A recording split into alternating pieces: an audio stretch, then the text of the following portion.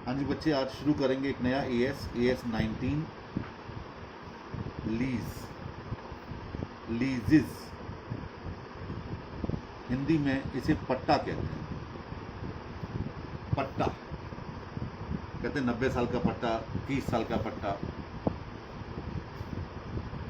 दरअसल लीज क्या है, ज़रा ध्यान से सुनो। बहुत इजी है लेकिन थोड़ा सा लेंदी है, इसलिए कोई परेशान होने की ज़रूरत नहीं है। 2 लेक्चर में कंप्लीट हो जाएगा। पहली चीज़ तो ये कि ये सारी कंपनीज पर अप्लाई होगा और जहाँ तक लेवल है, फर्स्ट लेवल 1, लेवल 2, लेवल 3, तीनों लेवल जो आपको बताए गए हैं AS के लिए, उन तीनों पर ये AS 19 अप्लाई होगा। इस AS 19 का ऑब्जेक्टिव है कि ऐसी एप्रोप्रिएट अकाउंटिंग पॉलिसीज और डिस्क्लोजर्स जो दो पार्टीज के बीच में किसी लीज एग्रीमेंट से पैदा हुए हैं, अराइज हुए हैं, उनको शो करना, ये लीज है। इस AS का ऑब्जेक्टिव है, उद्देश्य है। देखिए क्या है, जरा इसको और इजी करके समझिएगा। संजय प्लेस पूरा का पूरा लीज पर है। ADA ने संजय प्लेस की सारे शोरूम, सारी दुकानें लीज पर बेची हैं लोगों को, जो वहां के हमें मालिक नजर आते हैं कि साहब ये दुकान मालिक है, ये स्टोर का मालिक है।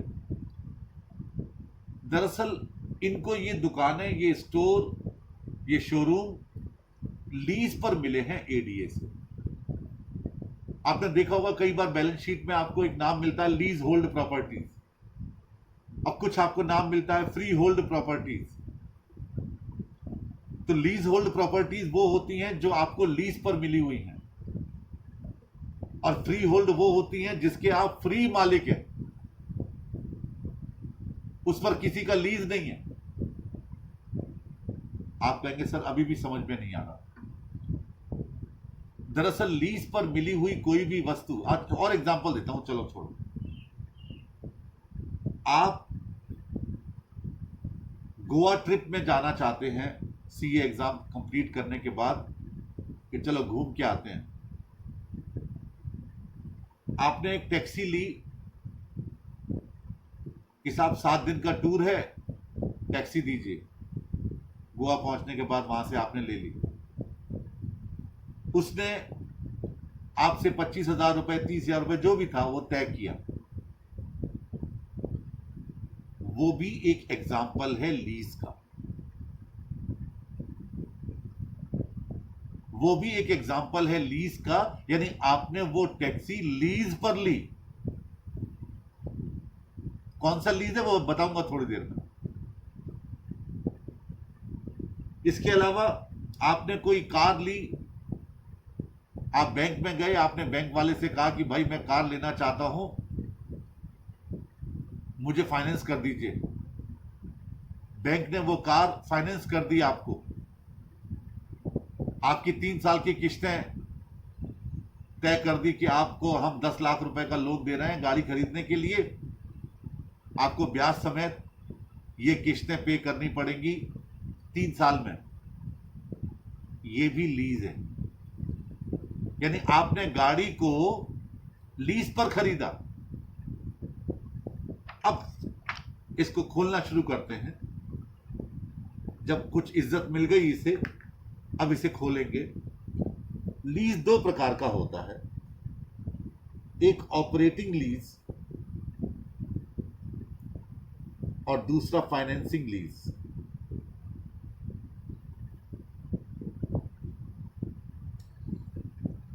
ऑपरेटिंग लीज वो लीज है जिसमें आप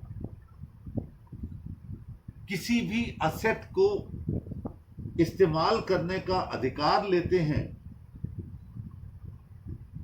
इस्तेमाल करने का अधिकार लेते हैं, लेकिन आप उस असेट के मालिक नहीं हो पाते उस पीरियड के बाद, उस लीज टर्म के बाद। आप ध्यान से सुनिए मेरी बात को। AS 19 में तो साफ लिखा हुआ है that operating lease is a lease other than A finance lease. AS 19 ने उसके बारे में कोई डिटेल नहीं दिया। उसने साफ साफ कह दिया है कि जो फाइनेंस लीज नहीं है वो ऑपरेटिंग लीज है। यानी पहले अगर हम फाइनेंस लीज समझ लें तो मेरा ख्याल ज्यादा बेटर होगा। ऑपरेटिंग लीज अपने आप ही समझ में आ जाएगा। फाइनेंसिंग लीज में क्या है? It is a lease that transfers substantially all the risk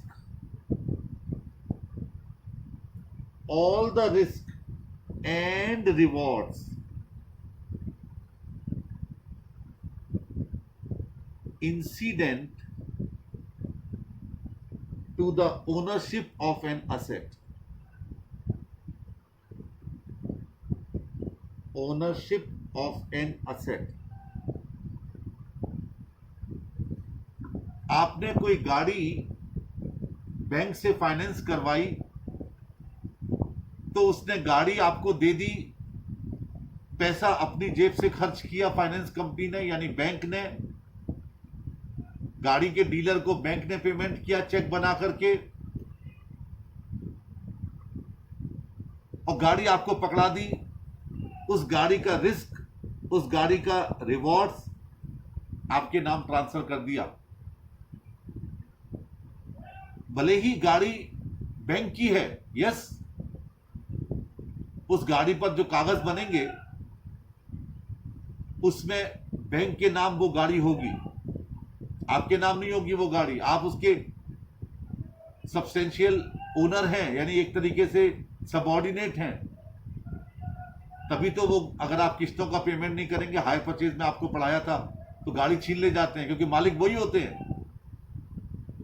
और ये कहा जाता है कि जो मालिक होता है रिस्क एंड रिवॉर्ड उसी का होता है। लेकिन फाइनेंसिंग लीज में ऐसा नहीं है। यहां पर रिस्क एंड रिवॉर्ड जो उसकी ओनरशिप के होते हैं वो उसी वक्त ट्रांसफर कर दिए जाते हैं। यानी अभी जो मैंने आपको गाड़ी का एग्जांपल दिया था, ये फाइनेंस लीज का एग्जांपल था कि एक पर्टिकुलर पीरियड के बाद आप उसके मालिक बनने वाले हैं। ऑपरेटिंग लीज में ऐसा कभी नहीं होगा। आपने गोवा ट्रिप के लिए टैक्सी ली, 5 दिन बाद 7 दिन बाद आप उसे छोड़ के आ जाओगे, आप मालिक थोड़ी हो जाओगे। ये ऑपरेटिंग लीज है।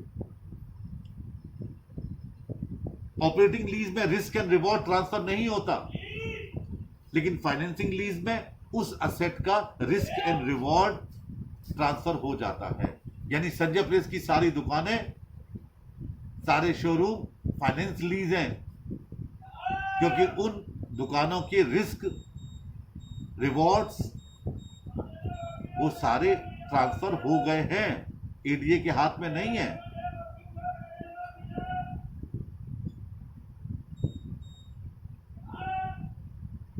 दूसरा, फाइनेंस लीज की क्या है कैरेक्टरिस्टिक? कि फाइनेंस लीज में एक ऐसा अरेंजमेंट है या होता है कि उस असेट की यूजफुल लाइफ का एक major part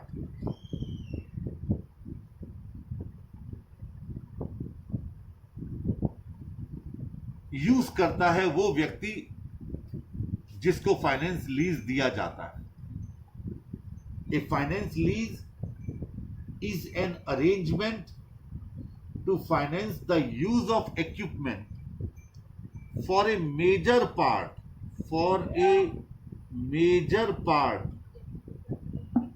of its useful life. Useful life का एक मेजर पार्ट वही व्यक्ति यूज करता है जिसके नाम वो फाइनेंस लीज किया जाता है। इसीलिए संजय प्लेस में जितनी भी शॉप्स हैं, स्टोर हैं, 90 साल का पट्टा दिया गया है, लीज दिया गया है, क्योंकि हम सभी जानते हैं कि 90 इयर्स में कोई भी बिल्डिंग धराशायी हो जाती है। मैक्सिमम पार्ट के लिए हो सकता है 90 के बाद भी वो बिल्डिंग खड़ी रहे, चलती रहे, उसका मेंटेनेंस अच्छा होता रहे, लेकिन मेजर पार्ट के लिए, अब जैसे आपने गाड़ी ली गोवा टूर के लिए, क्या वो गाड़ी की लाइफ 7 दिन है?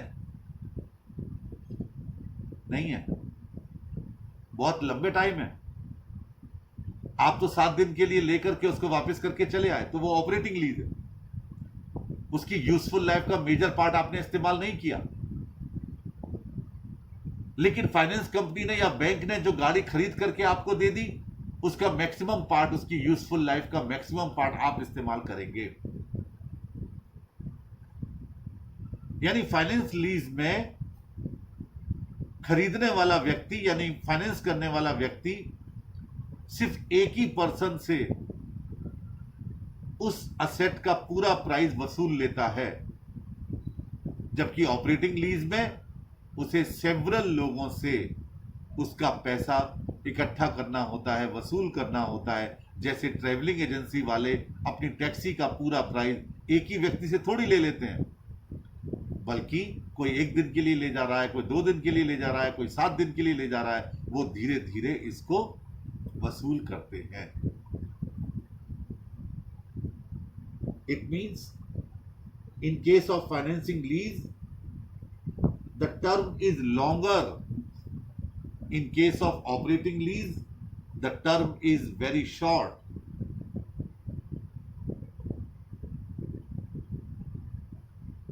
In this case, as I told you, that risk and rewards are always transferred.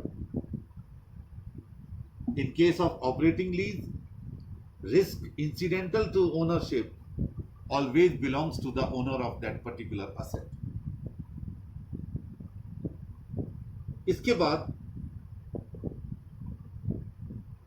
जो यूज करने वाला होता है ऑपरेटिंग लीज में, वो इस बात में इंटरेस्टेड होता है कि रेंट कितना है, हायर चार्जेस कितने हैं। यहां पर फाइनेंस लीज में सारा किसी भी टाइप का जो असेट होती है, उसे किसी भी असेट को देने में, किसी भी पर्सन को देने में, अच्छा अब इसको थोड़ा और देख लो। यहां जो 2 पार्टीज हैं, अब नाम लूंगा तो ज्यादा अच्छा लगेगा। एक होती है लेसर, लेसर कहा जाता है ओनर ऑफ असेट, और एक होता है लेसी यानी user of asset.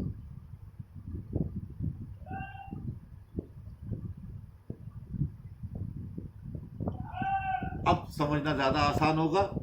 In case of operating lease, all cost of repairs and maintenance or operation is to be borne by the lessor.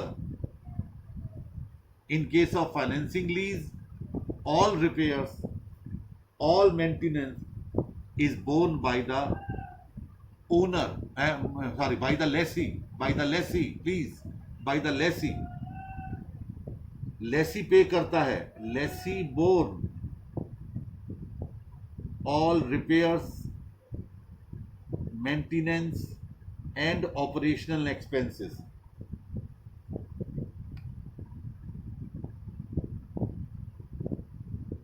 In case of finance lease, it is also known as full payout.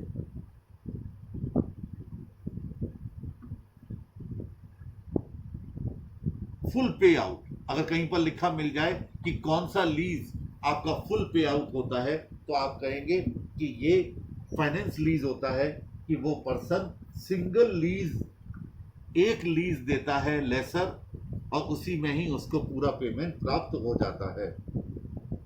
और यहां पर operating lease, इसको आप non पे out lease कहते हैं।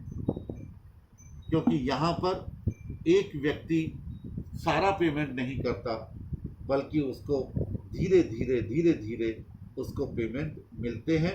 इसलिए इसको नॉन पे आउट लीज कहते हैं। ये ध्यान रखना, ये वो वर्ड्स होते हैं जो की वर्ड्स होते हैं, और किसी भी थ्योरी लिखते वक्त ऐसे की वर्ड्स को ही ढूंढता है वो जो आपकी कॉपी चेक कर रहा होता है, तो वहां पर ये वर्ड बहुत काम आते हैं। तो इसलिए ऑपरेटिंग लीज नॉन पे आउट लीज है, और जो आपका मैंने कहा कि फाइनेंस लीज है वो फुल पे आउट लीज के नाम से बुलाया जाता है। अब देखिए धीरे धीरे करके ये खुलना शुरू हो गया, लेकिन कुछ नॉन एप्लीकेबिलिटी भी है, उसको ध्यान से सुन लीजिएगा। सबसे पहले जो नेचुरल रिसोर्सेज हैं जैसे ऑयल, गैस, टिम्बर, मेटल और अदर मिनरल राइट जो सरकार अलॉट करती है अलग अलग लोगों को, वहां पर AS-19 अप्लाई नहीं होता, क्योंकि देश में, कंट्री में किसी भी तरह के नेचुरल रिसोर्सेज अगर कहीं पर हैं, उनका अगर स्टोरेज है तो उस पर केंद्र सरकार या राज्य सरकार के ही हाथ होते हैं, वही मालिक होते हैं, और वो इनको और लोगों को देते हैं उसमें से एक्सट्रैक्ट करने के लिए, लेकिन उन पर AS-19 अप्लाई नहीं होता। सेकंड, मोशन पिक्चर्स जैसे वीडियो रिकॉर्डिंग्स हैं, प्लेज हैं, मैन्युस्क्रिप्ट है, पेटेंट्स एंड कॉपीराइट्स हैं, इन पर किसी भी तरह का AS-19 एप्लीकेबल नहीं होगा। कोई लैंड है या कॉन्ट्रैक्ट फॉर सर्विसेज हैं, सेवा के लिए अगर आपने किसी के साथ कोई कॉन्ट्रैक्ट किया है, प्रोडक्ट के लिए नहीं, सेवा के लिए, तो उन पर भी ये अप्लाई नहीं होगा। क्या क्या? जैसे लैंड को यूज करने का एग्रीमेंट अगर आपने किसी से किया है, या agreement that are contract for service that do not transfer the right to use asset from one contracting party to the other, यानी सर्विस कॉन्ट्रैक्ट में भी लीज कहीं भी नहीं शामिल होगा, ये ध्यान रखिएगा। अब फाइनेंस लीज के लिए मैं आपके नोट्स में ही आ रहा हूं, अब जो मैंने आपको नोट्स प्रोवाइड किए हैं, कुछ एग्जाम्पल्स हैं। अगर इन एग्जाम्पल को हम समझ लेंगे तो लीज को समझना आसान हो जाएगा। कहता है the lease transfers the ownership of the asset to the lessee by the end of the lease term, यानी जो लेसर होता है वो उस असेट की ओनरशिप लेसी के नाम ट्रांसफर कर देता है एक टर्म पीरियड के बाद, जो लीज टर्म होता है। दूसरा, the lessee has the option to purchase the asset, यानी कि फाइनेंस लीज में एक और कैरेक्टरिस्टिक भी है कि लेसी के पास इस बात का ऑप्शन होता है परचेज करने का, उस असेट को एक ऐसे प्राइस पर जो कि फेयर वैल्यू से कम होगा। मतलब क्या हुआ कि लीज के समाप्त होने के बाद अगर लेसर लेसी को ये कहता है कि आप ये असेट इतने प्राइस में खरीद लो, खरीदने का मैं आपको ऑप्शन देता हूं, अगर वो प्राइस बाकी लोगों के फेयर प्राइस से कम है, सफिशिएंटली कम है, तो उसे भी फाइनेंस लीज कहा जाएगा। मान लीजिएगा, एक छोटा सा एग्जांपल देता हूं कि बैंक ने फाइनेंस किया, 3 साल में आपको सारा प्रिंसिपल और इंटरेस्ट पे करना है। अब 3 साल के बाद बैंक आपसे कहता है कि अब आपको नो ऑब्जेक्शन सर्टिफिकेट देना है, क्योंकि आपने 3 साल तक सारी किस्तों का भुगतान कर दिया, लेकिन गाड़ी अभी भी मेरे नाम है। जब तक मैं आपको NOC नहीं दूंगा तब तक आप उस गाड़ी के मालिक नहीं हो सकते, लेकिन इसके लिए मैं आपसे 5,000 रुपए लूंगा। कई बार मैनेजर ये एग्जेम्प्ट कर देते हैं लोन लेने वालों का, और कई बार एग्जेम्प्ट नहीं करते। तो आप सोचो कि क्या 3 साल बाद गाड़ी की वैल्यू 5,000 रह जाएगी? वो तो एक गारंटीड अमाउंट है, only to get no objection certificate from the bank. तो ये भी फाइनेंस लीज की एक कैरेक्टरिस्टिक है, एक फीचर है कि लीज टर्म खत्म होने के बाद लेसर लेसी को एक बहुत सब्सटेंशियल लेस अमाउंट पर उस गाड़ी को ट्रांसफर करने का अधिकार देता है कि आप खरीद लो। क्योंकि नो ऑब्जेक्शन सर्टिफिकेट जब तक आपको मिलेगा नहीं बैंक से, आप गाड़ी के मालिक नहीं हो सकते। और वो 4-5 हजार रुपए दे करके आपको दे रहे हैं, यानी मालिकाना हक आपको मात्र 4-5 हजार रुपए में मिल रहा है, जबकि गाड़ी की वैल्यू तो बहुत है 3 साल बाद। लेकिन क्योंकि आप सब्सटेंशियल पार्ट पेमेंट कर चुके हो, not substantial, the full part you had already paid, not only the principal amount but also the interest. तो आपको तो खाली 5-6 हजार 10 हजार जो भी तय हुआ हो वो पे करना पड़ रहा है, only to get no objection certificate, NOC. तो ये भी एक फाइनेंस लीज की कैरेक्टरिस्टिक मानी जाती है। तीसरा, the lease term is for the major part of the economic life of the asset even if title is not transferred. Title भले ही ट्रांसफर ना हुआ हो, लेकिन उस असेट की जितनी इकोनॉमिक लाइफ होती है उसके मेजर पार्ट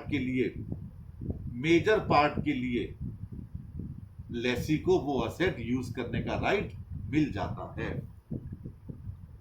इसके बाद फोर्थ लिखा है, at the inception of the lease present value of the minimum lease payment amount to at least substantially all of the fair value of the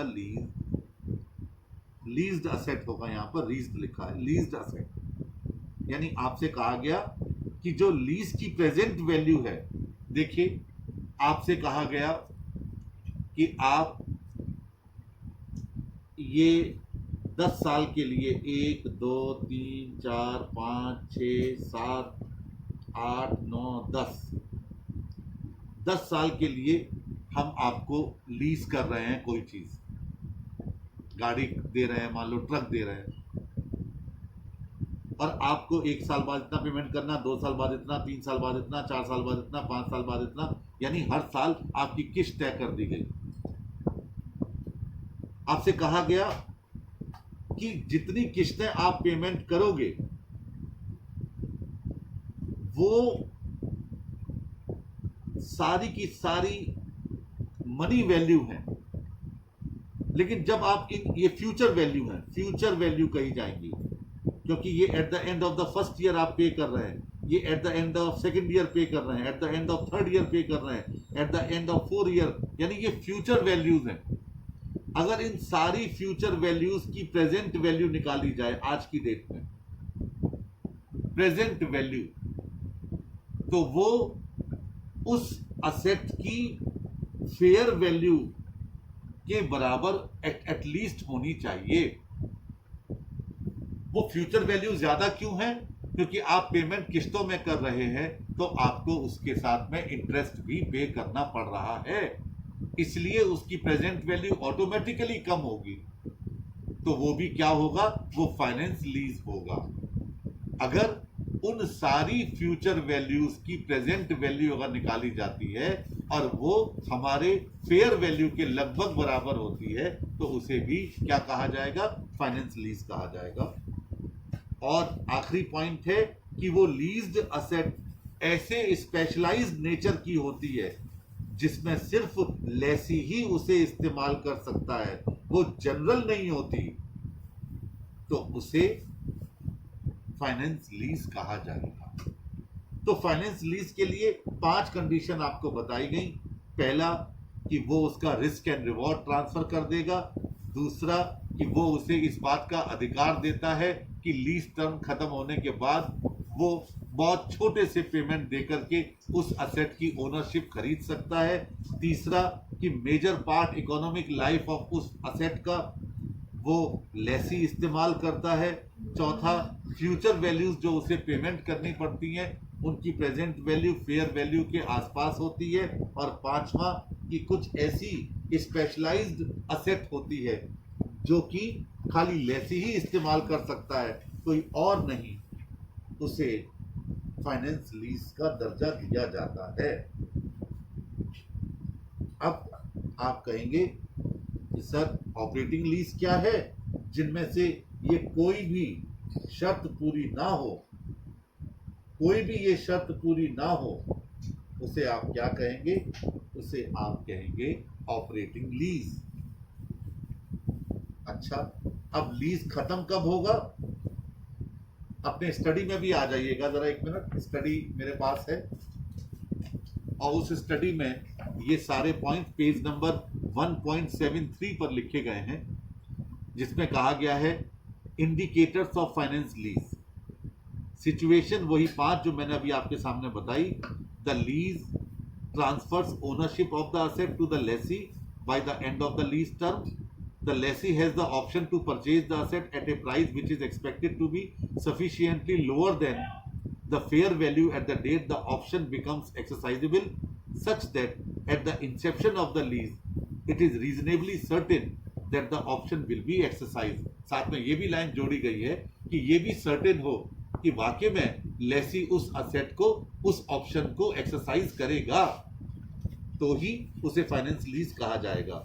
तीसरा, the lease term is for the major part of the economic life of the asset even if title is not transferred. चौथा, at the inception of the lease present value of the minimum lease payments amounts to at least substantially all of the fair value of the lease asset. और पांचवा, the lease asset is of a specialised nature such that only the lessee can use it without major modifications being made. So these are the 5 indicators which classify the lease as a finance lease. अच्छा, आगे लिखा है indicators of situations which individually or in combination could also lead to a lease being classified as a finance lease. If the lessee can cancel the lease and the lessor's losses associated with the cancellation are borne by the lessee. ये भी indicator है जो किसी को finance lease की तरह, ये combination के साथ शर्तों के, ये वाली शर्त भी हो सकती है कि लेसी लीज को कैंसिल कर सकता है, लेकिन इससे होने वाले लेसर के नुकसान को लेसी खुद बियर करेगा। तो ये भी फाइनेंस लीज के लिए एक कंडीशन हो सकती है। दूसरा, इफ गेन्स और losses from the fluctuations in the residual value accrue to the lessee. For example, if the lessor agrees to allow rent rebate equaling most of the disposal values of leased asset at the end of the lease. आपसे कहा गया कि अगर laser इस बात के लिए तैयार हो जाता है कि वो आपको पूरी रेंट रिबेट दे देगा असेट की डिस्पोजल वैल्यू के बाद, जो कि इक्वल होगी उसके, तो भी वो फाइनेंस लीज की कैटेगरी में आ जाएगा। तीसरा, if the lessee can continue the lease for a secondary period at a rent which is substantially lower than market rent. देखिए, 2 पीरियड होते हैं, एक प्राइमरी पीरियड और एक सेकेंडरी पीरियड। प्राइमरी पीरियड वो है जिसके लिए लीज टर्म पहले से तय किया गया है लेसी और लेसर के बीच में, और सेकेंडरी पीरियड ये है कि उस प्राइमरी पीरियड के खत्म होने के बाद जो दूसरा पीरियड कहा जाता है, दिया जाता है लेसी को, उसे सेकेंडरी पीरियड कहा जाता है। अगर आपसे ये कहा जाता है कि अगर लेसी सेकेंडरी पीरियड में बहुत कम रेंट पर उस असेट को इस्तेमाल कर सकता है, बहुत कम रेंट पर, तो उसे भी फाइनेंस लीज कहा जाएगा। यानी प्राइमरी पीरियड खत्म होने के बाद, प्राइमरी पीरियड क्या है? Non cancellable period for which the lessee has agreed to take on lease the asset. Primary period वो है जो कैंसिलेबल नहीं है, उसे लेसी कैंसिल नहीं कर सकता है, और लेसी ने किसी असेट को इस्तेमाल करने का राइट उस पीरियड के लिए लिया हुआ है। दूसरा, lessee makes payment to the lessor during this period. कौन से पीरियड में? प्राइमरी पीरियड में। सेकेंडरी पीरियड क्या होता है? Further periods for which the lessee has the option to continue the lease of the asset, which option at the inception of the lease it is reasonably certain that the lessee will exercise।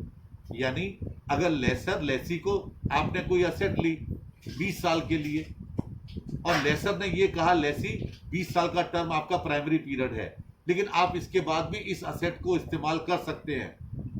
लोगों से उस वक्त rent होगा 20,000, मैं आपसे 5,000 तो वो भी एक फाइनेंस लीज है। साथ में एक लाइन और जोड़ दी गई कि ये सर्टेन हो कि लेसी इस ऑप्शन को एक्सरसाइज करेगा, तो वो सेकेंडरी पीरियड कहा जाता है। This period may be with or without further payment by the lessee to the lessor. Primary period में तो पेमेंट देना कंपलसरी है, लेकिन सेकेंडरी पीरियड में वो पेमेंट दे भी सकता है, वो पेमेंट नहीं भी दे सकता। तो ये भी क्या है, फाइनेंस लीज के इंडिकेटर्स है कि किसी लीज को आप फाइनेंस मानते हैं या नहीं मानते। आप कहेंगे सर ऐसी चीजें क्या हमें समझनी होंगी? हाँ, कई बार क्वेश्चन सिर्फ इतना आ जाता है कि आप सिर्फ ये बताएं कि ये फाइनेंस लीज है या फिर ऑपरेटिंग लीज है। मैं अभी इसे यहीं कंक्लूड कर रहा हूं, आगे इसके और लेक्चर भी होंगे। That's all.